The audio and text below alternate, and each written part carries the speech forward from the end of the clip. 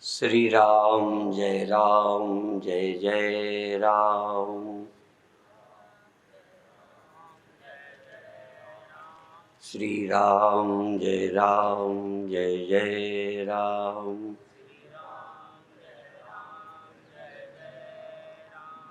श्री राम जय जय राम। सच्चिदानंद भगवान की, सनातन धर्म की। बोलने के पहले एक अपनी आदत, अभ्यास की बात बताऊं, फिर शुरू करूं। छोटे से अपन श्री राम जय जय राम ऐसे बोलते थे। फिर पूज्य करपात्री जी महाराज से सुना कि हमारा उच्चारण गलत है। श्री राम जय जय राम ऐसे बोलना चाहिए। तो समझ में भी आ गया है कि व्याकरण से अकारांत है माँ, इसलिए राम में आ आना चाहिए। यदि आ नहीं आता राम तो अकारांत नहीं हुआ। लेकिन अभ्यास पड़ा है तो जानते हुए मैं ऐसे ही बोलता हूँ, श्री राम जय जय राम। ठीक है ना? ये इसलिए बता दिया कि कई बार जानकारी होने पर भी पुराना अभ्यास सहज पड़ गया है तो बोल देते हैं, समझते हैं। ऐसे ही यदि आप पुराने अभ्यास के बल से मैं वहाँ गया था बोल दो, मैं इतने वर्ष का हूँ बोल दो, मेरे को ये चीज़ पसंद नहीं है बोल दो। तो ज्ञानी जानता है कि जाना देह के धर्म है, अच्छा नहीं लगना बुरा लगना मन का धर्म है। पर ज्ञान होने पर भी ज्ञानी समझते हुए भी पुरानी आदत के कारण या जानते हुए बोल देने में कोई हानि है नहीं, ये समझ के बोल देते। शायद समझ गए होंगे। मेरे कुछ गुरु भाई सदा वेदांत की भाषा से ही बोलते थे, यह शरीर अभी नाभा से आया है, ये शरीर यहाँ से दिल्ली जाएगा, मैं जाऊंगा नहीं कहते थे। मैं ये नहीं कि वो जानते हैं मैं नहीं जानता, पर मैं यही बोलता हूँ कि मैं फला दिन जाऊंगा, इतने वर्ष का हूँ। ज्ञान के बाद भी सृष्टि में प्रचलित शब्दों को बोलने से कोई अज्ञानी नहीं हो जाता। पर अज्ञानी के बोलने में और ज्ञानी के बोलने में फर्क है। जो व्याकरण नहीं जानते वो श्री राम जय जय राम या श्री राम जय जय राम, इसके फर्क को नहीं समझते। कभी कभी लोग पूछते हैं सोहम ठीक है कि सोहंग ठीक है। मैंने कहा किसी प्रांत में आधे मकार को हंग करके बोलते हैं, सुजलांग सुफलांग मलयज शीतलांग। सोहम बोलते हैं, कहीं सोहम बोलते हैं। यहाँ अर्थ में कोई भिन्नता नहीं है। ये इसलिए कह दिया कि ज्ञानी जन कभी कभी वो किसी दृष्टि से कुछ बोलते हैं, वो व्यवहारिक ही महत्व है उसका, पारमार्थिक कोई फर्क नहीं है। साधक को साधना काल में ध्यान रखना चाहिए बोलते समय। और एक उदाहरण देकर फिर मैं अपने विषय को शुरू करता हूँ। कितनी ही बार बोलता हूँ कि हम आपके घर ठहरते हैं और आपके घर ठहरकर आपके घर में ही आपसे ही कहते हैं कि मेरे कमरे से मेरा सामान फला रखा है उसे उठा लाओ, और आप बिल्कुल नहीं चिढ़ते। आप भी मेरे बोलने को समझते हो कि यहाँ कहाँ से वस्तु लानी है, इसलिए मेरा कमरा कहाँ है। स्वामी जी की नीयत में कोई गड़बड़ नहीं है। कभी कभी कोई मुकदमे चलते हों तो संभल के बोलना पड़ता है, क्योंकि वो टेप करके कहेगा। एक बार एक शोभा यात्रा निकालनी थी, तो एक आश्रम से निकालने की अनुमति मांगी, मैंने हाँ कर दी। उनका मुकदमा चलता था। मैं फोटो खिंचा के कहेंगे कि वहां से हमने शोभा यात्रा निकाली, वो आश्रम हमारा है। तो कई जगह कानून की समय तो ये बड़ी कठिनाई की बात है, पर व्यवहारिक रूप में आपके घर के आपके कमरे को हम अपना कहते हैं, आपको बुरा नहीं लगता। और हमारी नियत में भी थोड़े समय के नाते हमारा कहते हैं। एक रिवाज व्यवहारिक जगत में है, लोग अक्सर कहते थोड़ा बाल्टी दे दो, थोड़ा लोटा दे दो। अब थोड़ा लोटा तो दिया ही नहीं जाएगा, ये तो पूरा ही दिया जाएगा। पर वहां थोड़े समय के लिए, समय के थोड़े के कारण थोड़ा लोटा दे दो। ऐसे ही यह शरीर तुम्हारा थोड़े समय के लिए तुम्हारा तो है, इसका उपयोग कर रहे हो, उपयोग के नाते ये तुम्हारा है। जैसे तुम्हारा कमरा मेरा उपयोग के नाते कुछ समय के लिए है, बाद में मेरा नहीं है, वो तुम्हारा है। ऐसे ही जो कुछ भी तुम अपना कहते हो, वो जरा देखो सदा के लिए है या कुछ दिनों के लिए।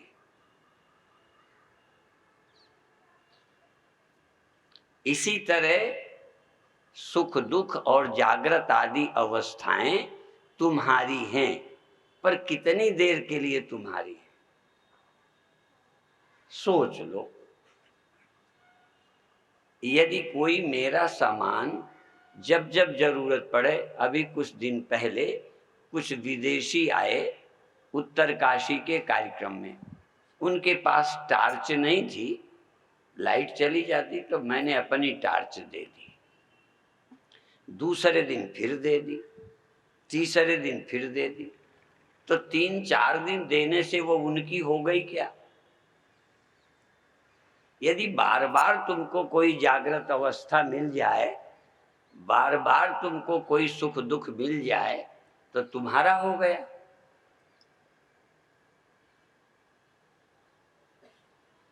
आप सोचना शुरू करें। अभी अभी आप सुन रहे थे कि आपकी बुद्धि विवेकवती होगी तो ये समझने में सहायता मिलेगी कि ये चीज तुम्हारी कितने दिनों से है, कितने दिनों के लिए है। ये आंखें जिनसे आप देखते हो, सुनते हो, ये 5 ज्ञानेंद्रियां, पांचों ज्ञानेंद्रियों के बिना बाहर के जगत से तुम्हारा कोई संबंध नहीं। लेकिन सिर्फ इंद्रियां विषय से संपर्क नहीं कर सकती यदि तुम ना हो। इंद्रियां, इसीलिए इन इंद्रियों को ज्ञानेंद्रिय भी कहा है। एक विषय मंच से चल रहा था, ज्ञान किसको हो सकता है, तो उसको थोड़ा क्लियर करने के लिए कि देखो नेत्र से ही रूप का ज्ञान होता है, फिर भी नेत्र रूप का प्रकाशक नहीं है, इनको ज्ञानेंद्रिय कहते। इसी तरह बुद्धि जगत के जानने में, मन और बुद्धि किसी की दृष्टा होने में, यदि बुद्धि ना होती तो आप देह के दृष्टा नहीं होते। आत्मा भी बनी रहे, इंद्रियां भी बनी रहें, ये सब इंद्रियां हों, पर अंतःकरण सोया हो, तो देह के या विषय के प्रकाशक आप नहीं है। तो विषय के प्रकाशने में अंतःकरण का महत्व है। पर आप सीधा प्रकाशक नहीं। यदि अंतःकरण हटा लें तो देह का प्रकाशक आप नहीं है। इसलिए चेतन सीधा प्रकाशक नहीं है, प्रकाश तो है। प्रकाशक माने प्रकाश करने वाला, वो करता और छोड़ता नहीं है। चेतन प्रकाश करना शुरू नहीं करता, प्रकाश और चेतन प्रकाश करना बंद नहीं करता। जैसे सूर्य का रिफ्लेक्शन प्रकाश कर सकता है और प्रकाश मोड़ सकता है, प्रकाश बंद कर सकता है, सूर्य का रिफ्लेक्शन। पर सूर्य अपना प्रकाश जब तक रहेगा न शुरू कर सकता है न बंद कर सकता है। सूर्य 1 सेकंड को अपना प्रकाश शुरू नहीं करता और आपको नहीं चाहिए तो वो बंद नहीं करता। यदि चेतन प्रकाशक है तो अपने प्रकाशकत्व का त्याग नहीं कर सकता और उस प्रकाशकत्व का प्रारंभ नहीं कर सकता। तो जिस ज्ञान का प्रारंभ ना हो, जिस ज्ञान का अंत ना हो, वो है ब्रह्म। सत्यम ज्ञानम अनंतम ब्रह्म। जो ज्ञान प्रारंभ होता है, अब आपकी समझ में देखना प्रारंभ होता है, जगत का जानना प्रारंभ होता है। आपकी जो अनुभूति है, जगत का जानना प्रारंभ होता है कि लगातार रहता है?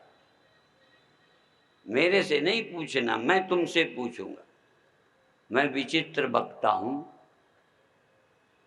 मुझे बताना चाहिए, मैं तुमसे पूछता हूं। तुम मेरे गुरु हो, तुम बताओगे तो मैं आगे बोलूंगा, तुमसे पूछ पूछ के। जगत आप जानते रहते हैं 24 घंटे।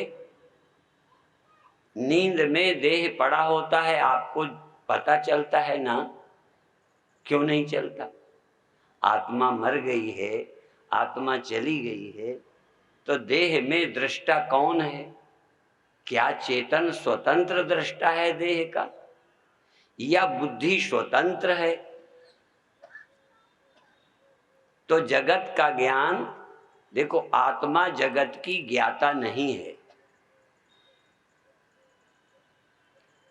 कई बार समझाने में हम आत्मा को ज्ञाता शब्द का प्रयोग करते हैं, दृष्टा शब्द का, तो तुमको संदेह होता है कि यदि आत्मा दृष्टा है तो फिर चली कहाँ जाती है आत्मा? दृष्टा मानने से आत्मा के जाने का भ्रम हुआ। आत्मा को दृष्टा माना, इसीलिए आपको लगता है कि आत्मा सदा दृष्टा नहीं रही। इसका मतलब आत्मा चली गई, खो गई, नींद में, मृत्यु में। आत्मा दृष्टा नहीं, अंतःकरण युक्त चैतन्य ही दृष्टा है, प्रमाता। और जब तक तुम अपने को, अंतःकरण के धर्मों को और अपने को मिलाकर सोचोगे तो कभी दृष्टा होगे, कभी दृष्टा नहीं होगे। जैसे कभी आप देखते हो, आंख बंद कर लो तो नहीं देखते हो, या आंखें खराब हो गई तो नहीं देखते हो। इसका मतलब देखना केवल तुम्हारा स्वभाव नहीं है, देखना तुम्हारा और नेत्र इंद्रिय को मिलकर है, सुनना तुम्हारा और कर्णेंद्रिय का मिलकर है, जगत का जानना तुम्हारा और अंतःकरण को मिलकर है। इसीलिए तुम्हें लगता है जब मृत्यु हो जाएगी या नींद आ जाती है तो जगत की आत्मा नहीं रहती, क्योंकि आत्मा को जगत नहीं दिखता। बहुत सारे भ्रम हैं। कई लोगों को लगता है हम सर्वदृष्टा कैसे हो सकते हैं, क्योंकि दृष्टा आप अंतःकरण से मिलकर हो और अंतःकरण से मिलकर इस देह और इन इंद्रियों के द्वारा दृष्टा हो। इसलिए सर्वदृष्टा होने में तुम्हें कठिनाई लगती है। तुम सर्वत्र हो, क्योंकि मेरा विषय क्या है? जैसे पूज्य स्वामी अखंडानंद जी का अपना संकल्प है, मेरा भी एक संकल्प है कि मैं तुम्हें ये बताऊं, अन्वय और व्यतिरेक के द्वारा यत् स्यात् सर्वत्र सर्वदा। जो सर्वत्र है, केवल यहाँ नहीं, केवल यहाँ नहीं है, सर्वत्र है। और दूसरा, दृष्टा कुछ देर है कुछ देर नहीं है, सदा दृष्टा है। जो सदा है वही रियल दृष्टा है। जो कुछ देर दृष्टा है कुछ देर नहीं है, ये दृष्टा होने में ही तुम्हें अपने दृष्टा बन के अभाव की कल्पना हो रही है। चैतन्य कभी अदृष्टा भी नहीं हो सकता। चैतन्य न अदृष्टा होता है न दृष्टा होता है।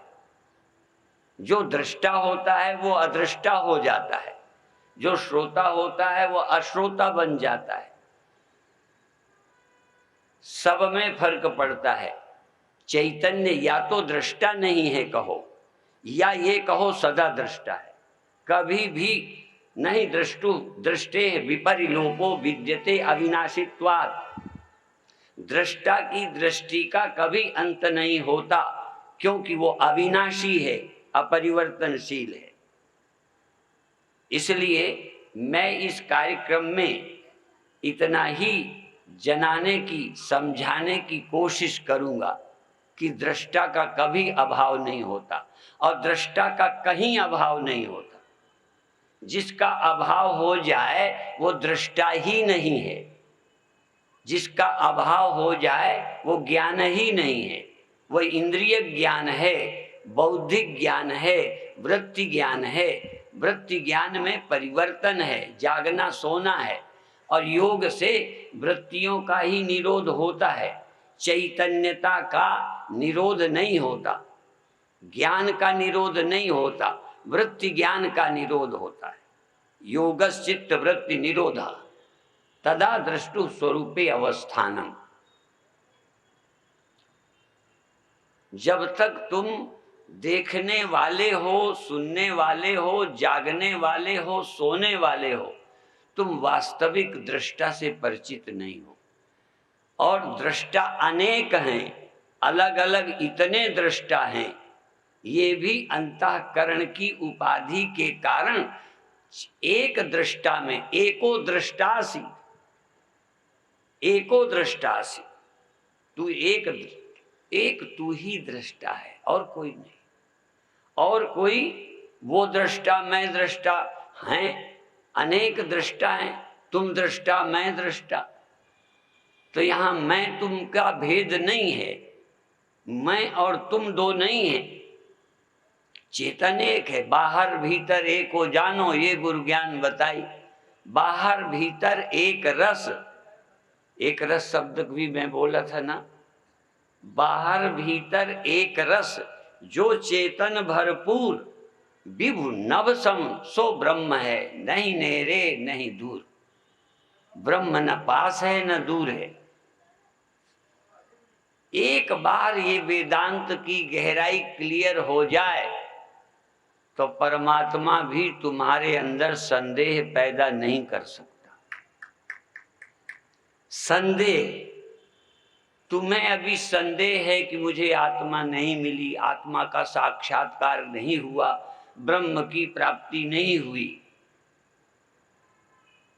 हमें ब्रह्म की या आत्मा की प्राप्ति में कोई डाउट नहीं है, संदेह नहीं है, संशय नहीं है। और वाणी और उपनिषद संशय ही मिटाना चाहते हैं। संशयात्मा विनश्यति। सुनकर भी संशय है कि मैं सदा चेतन नहीं रहता। एक जगह हमने बोला कि लोग जीने की कला सिखाते हैं।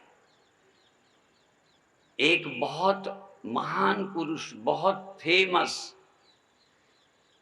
वो कहते थे हमेशा अवेयरनेस बनी रहनी चाहिए। यदि वह वृत्ति से युक्त है अवेयरनेस, तो रहेगी कैसे, सदा कैसे रहेगी, सर्वत्र कैसे रहेगी? जो अंतःकरण से जोड़कर अपने को जागा मानते हैं, सावधान होते हैं, वो सदा सावधान कैसे रहेंगे? सोएंगे कब? इसलिए अंतःकरण और बुद्धि इसके समझने में आपका साथ देगी, पर बुद्धि बहुत धोखा भी देगी। ये बुद्धि ही तुम्हें बार बार गुमराह कर रही है कि मैं सदा चेतन नहीं रहता। क्योंकि बुद्धि द्वारा ही देह देखा, अब बुद्धि से देह जब दिखा कि देह है, ये है, जब ये आपने जाना तो आपको लगा मैं चेतन हूं। यदि न जानो तो लगेगा चेतन नहीं हूं। जैसे आंखों से देखा, यदि आंखें बिगड़ जाएं तो कहोगे हमने नहीं देखा। लेकिन हम लोग देखना शब्द आंख के नाते ठीक है, लेकिन अंधा आदमी तो फिर कुछ नहीं न जानता। अंधा आदमी क्या जड़ हो जाता है? नेत्र होने से चेतन होता है, नेत्र न होने से जड़ होता है। हाँ, नेत्र न होने से रूप का विज्ञान नहीं होता, कान नहीं होने से शब्द विज्ञान नहीं होता। इसी तरह अंतःकरण होने से जगत का विज्ञान नहीं होता। और एक बार इस सब का होना देह का, इसलिए पूज्य किशोरदास जी कहते हैं इसकी जरूरत है, देह की जरूरत है, अंतःकरण की जरूरत है। नहीं तो सम्मेलन में हम सब बिना शरीर वालों को बुलाते। दोनों बातें बड़ी क्लियर होना चाहिए। और जो लोग देह और अंतःकरण सदा समझते हैं, सदा रहे तभी हम ज्ञानी रहेंगे, ये दूसरा झंझट है। एक तरह से अविद्या की निवृत्ति के लिए, चूंकि अविद्या भी अंतःकरण आदि के ही कारण है, या अज्ञान अविद्या के कारण ही इन पर अध्यास है कि ये मैं हूं। इस अध्यास की निवृत्ति के लिए महावाक्य की जरूरत है, बुद्धि की जरूरत है। इस भ्रम के निवारण के बाद आत्मा रहने के लिए, दृष्टा होने के लिए न बुद्धि की जरूरत है न वृत्ति की जरूरत है। यहीं पर अखंडानंद जी नाम के एक वृंदावन वाले संत आए थे और यहाँ जागी माता के भवन में सब संतों का भोजन था, सम्मेलन यही था।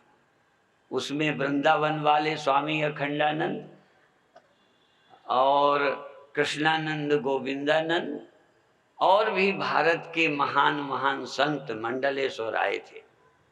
मैं ऐसे बैठा था भोजन में, मेरे बगल में एक संत थे जिनका नाम मैं भूल गया, फिर स्वामी अखंडानंद जी बैठे थे। बीच वाले संत बोले वृंदावन वालों से कि ब्रह्माकार वृत्ति हमेशा नहीं रहती। असल में तो उन्होंने हंस के मुस्करा के कहा, वृंदावन वालों ने, कि मेहतरानी झाड़ू देने आई है कि घर रहने के लिए आई? मैं ब्रह्म हूं, यह वृत्ति भ्रम निवारण करने आई थी कि ब्रह्माकार वृत्ति तेरे साथ रहने आई थी। बात जल्दी समझ नहीं आएगी, पर मैं आग्रह करूंगा कि पूरी शक्ति लगाइए सिर्फ इसी के समझने में। जब तक ये समझ नहीं आएगी, आप सैकड़ों गुरुओं के चक्कर भी लगाओगे। जो अखंडानंद जी वो कह के गए, क्या वो उर्दू में मैं नहीं समझता, वो कुछ कह के गए ना कि कोई कहीं फंसा, कोई कहीं फंसा, कोई कहीं, वो तो मुझे आता नहीं। तो देखो, आपके अंदर जो अभी कुछ पाने की ललक है, खो जाने का भय है, गीता क्या कहती है? लाभ हानि, जय पराजय, संयोग वियोग, ये सब व्यर्थ हो जाता। उसको पाने का लोभ नहीं रहता, खो जाने का भय नहीं रहता। अब ये भी समझना बड़ा कठिन है। अभी तक मुझे लोभ है, अभी तक मुझे भय है, क्या है और नहीं है। देखो, मुझे भय है और भय नहीं है, मुझे लोभ है, मुझे लोभ नहीं है, मुझे कामना है, कामना नहीं है, मेरे जागना सोना है और मुझ में जागना सोना नहीं है। जागृदादि त्रयोन्मुक्तम जागृदादिमयम तथा, जागृत आदि से तीनों से युक्त हूं और तीनों से मुक्त हूं, सब कुछ है। अब तुमको कैसे समझाएं, तुम यही लिए बैठे रहते हो, अभी हमारा काम नहीं गया, अभी हमारा लोभ नहीं गया, ये प्रैक्टिकल करने में लगे हो। मैं व्यास गद्दी से बोलता हूं, अब बोल के भाग नहीं जाऊंगा, कल परसों नरसों रोज इसी मंच पर रहेंगे। ये वेदांत सम्मेलन तुम्हारे बोध के लिए भी है और हमारे लिए अखाड़ा भी है। अखाड़ा समझते हो ना, जहाँ कुश्ती होती है। इस मंच पे बड़ी कुश्तियां हुई हैं। एक बार दो महात्माओं का होने लगा, पूज्य निर्मल जी तब बने हुए थे, यहीं पर बने हुए थे। तो बड़ा ये क्या है, ऐसा क्यों होता है एक ही मंच में? तो पूज्य निर्मल जी बोले, दो हलवाई लड़ेंगे, लड्डू और डिब्बा फेर फेंक मारेंगे एक दूसरे को, दो हलवाई, तब तुम लूटो खाओ, तुम्हें क्या लेना देना। नहीं समझ में? ये तो ब्रह्म ज्ञानी फेंकेंगे शब्द लड्डू, तुम अपना खाओ, मजा लो, ठीक। तुम चिंता मत करना। कभी कभी काट छांट का भी एक अपना आनंद है। तुम लोग परेशान होगे, हमें तो आनंद आता है कि किसने कैसा दांव मारा, किसने कैसी कुश्ती मारी। ये शब्दों की लड़ाई है, पर तुम अपना भ्रम निवारण करो। मुख्य बात क्या है, चेतन सर्वत्र है और सदा है।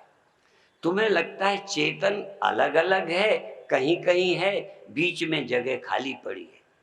यहाँ चेतन वहाँ चेतन, बीच में चेतन ही नहीं है। जैसे कहीं आग यहाँ है, आग वहाँ है। अग्निर्यथैको भुवनम प्रविष्टो रूपम रूपम प्रतिरूपो बभूव एकस्तथा सर्वभूतांतरात्मा रूपम रूपम प्रतिरूपो बहिश्च। हमको चेतन अलग अलग लगता है, जैसे हम सब ने अलग अलग आग देखी। आपने इकट्ठी आग देखी सब जगह? जिसने सब जगह आग देखी हो वो हाथ उठाए। तुम्हारे किचन में, उनके किचन में, उनके घर में अलग अलग आग देखी। होली को भी अलग अलग, भट्ठे में भी अलग अलग, उस भट्ठे में जितनी जलती आग हैं सब अलग अलग है, पर एक अव्यक्त अग्नि है जो बीच में भी है, दो आगों के बीच भी है। जहां जल रही वहां, जल नहीं रही वहां। चेतन जहां मालूम पड़ता है वहां भी, जहां चेतन मालूम नहीं पड़ता वहां भी। और उसमें कोई द्वैत नहीं, उसमें कोई भेद नहीं है, उसमें व्यापक है वो। इसीलिए अभी बहुत दिक्कत आती है समझाने में, समझने में। इसलिए चेतन कहाँ रहता है समझो, चेतन व्यापक है। पर शंकराचार्य कहते हैं बुद्धौ एव अवभाषेत, चेतन सर्वत्र है पर भासता वहां है जहां बुद्धि है। बुद्धौ एव अवभाषेत, चैतन्य वहां मालूम पड़ता है जहां उपाधि है तो सर्वत्र। और जहां बुद्धि उपाधि नहीं है वहां भी है। जहां जलती है आग वहां भी है, जहां जलती नहीं लगती वहां भी है। पर हमको जलती वाली दिखती है, जलती वाले का उपयोग करते हैं। आप तो जलती वाले का करते हैं। देखो, व्यवहार चलाने को जलती वाली आग चाहिए और मोक्ष के लिए सर्वत्र वाली आग समझनी चाहिए। ये व्यवहार वाली जो चेतन है मैं, ये दुख है और बंधन है। यही तो नानत्व है, यही तो भेद है।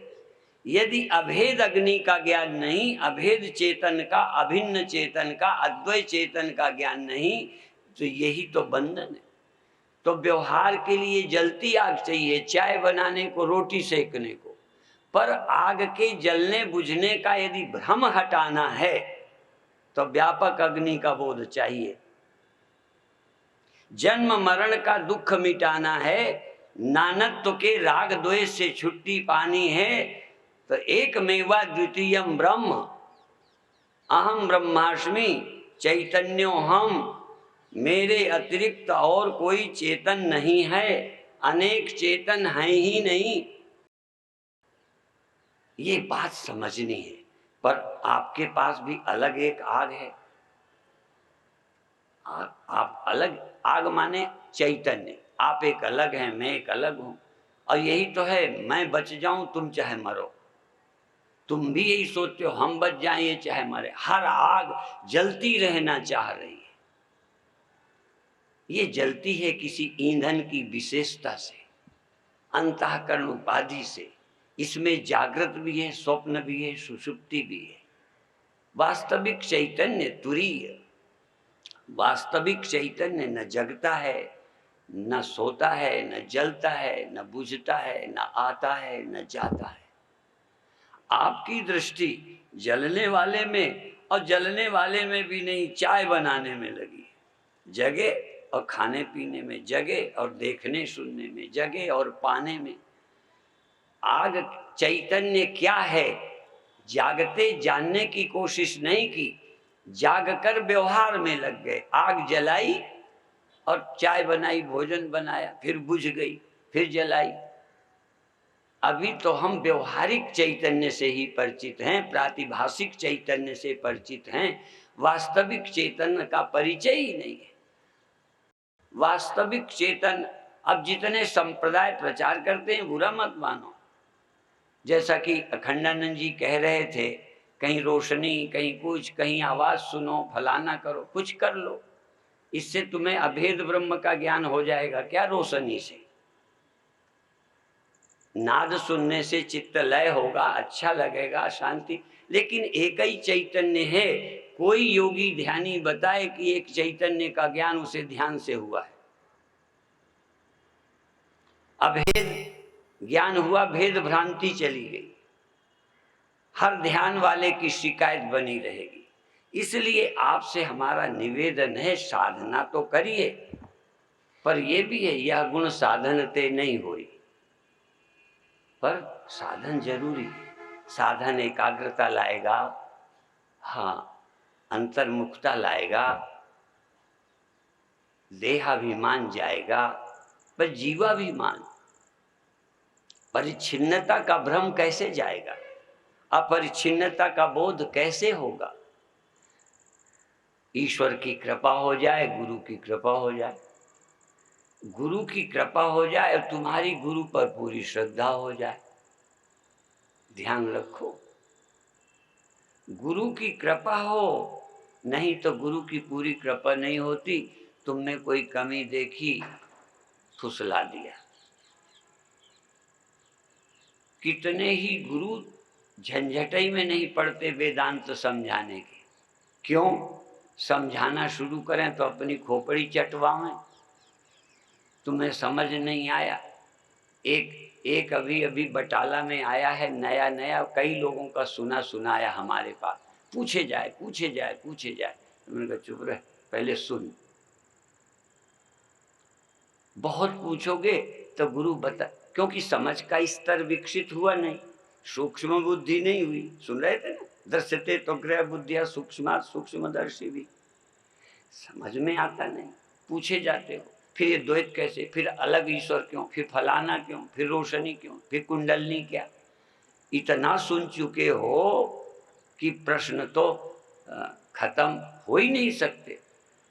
हमारे एक गुरु भाई थे, एक आदमी बहुत पूछे, फिर वो घंटे भर समझावे, फिर वो अंत में कहते फिर वो पूछे, फिर तो गुरुजी बता बता के थक गए।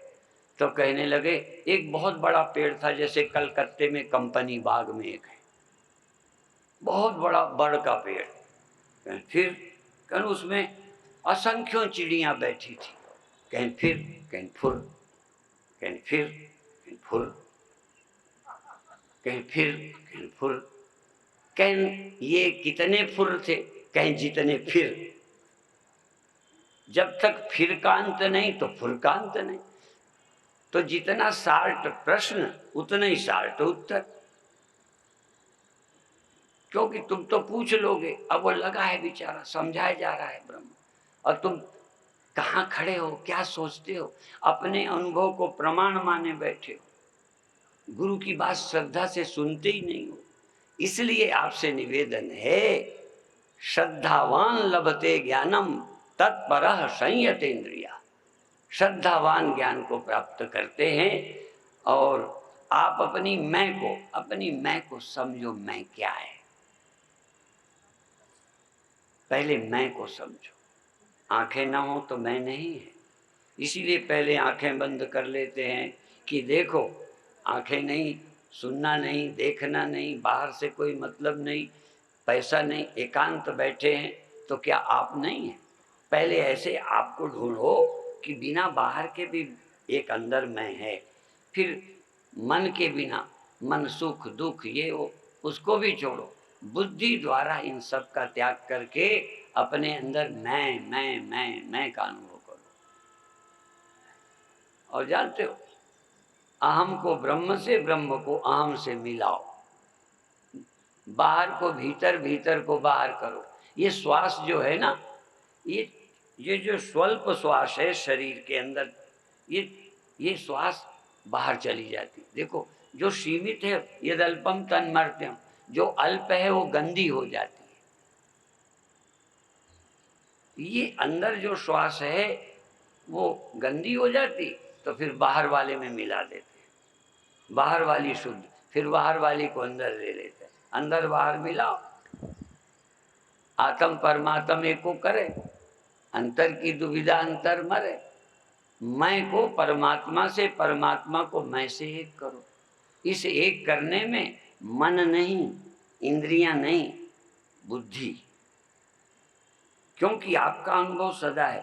इस बुद्धि को पहले सावधान करो, और सावधान करके गुरु वाक्य और उपनिषद वचनों को सुनो। तुम कौन हो? तुम क्या मन होने पर ही चेतन हो क्या? इंद्रियां ना हो तो तुम नहीं हो क्या? और चेतन का मालूम पड़े चेतन, जहां मालूम पड़ा तस्य भाषा सर्वमिदं विभाति। जहां चेतन मालूम पड़ा कि हूं, तहां सब भाष गया।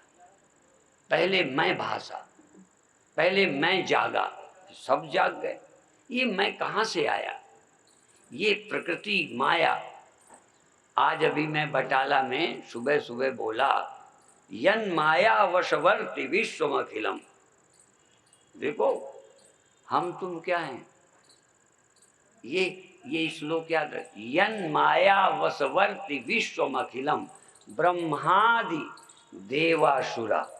ब्रह्मादि में विष्णु भी शामिल है, शंकर भी शामिल है। जिसकी माया के, जिसके गुणों के, जिसकी प्रक्रिया को सच देख कर सब फंस जाते हैं। मैं अलग, तुम अलग, ब्रह्मा अलग, विष्णु अलग, शंकर अलग, तीन और एक ही।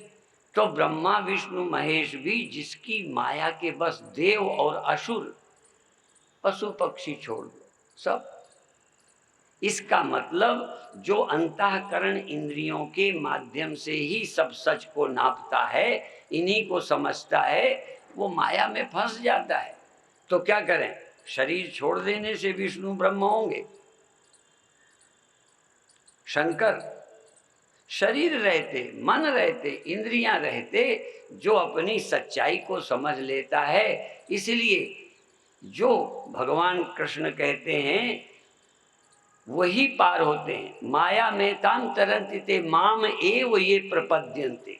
जो मेरी शरण आते हैं वो मैं क्या चीज है? माम एव ये प्रपद्यन्ते। विष्णु का मामेव, मेरा तुम्हारा, मामेव ये प्रपद्यन्ते। उस एक की, जिससे ब्रह्मा विष्णु महेश होते हैं, जिससे हम तुम सब होते हैं, जिसके कारण जो आग अनेकों जगह प्रकट है, छोटी बड़ी सब, ऐसे ही जो जहां प्रकट है सब एक से।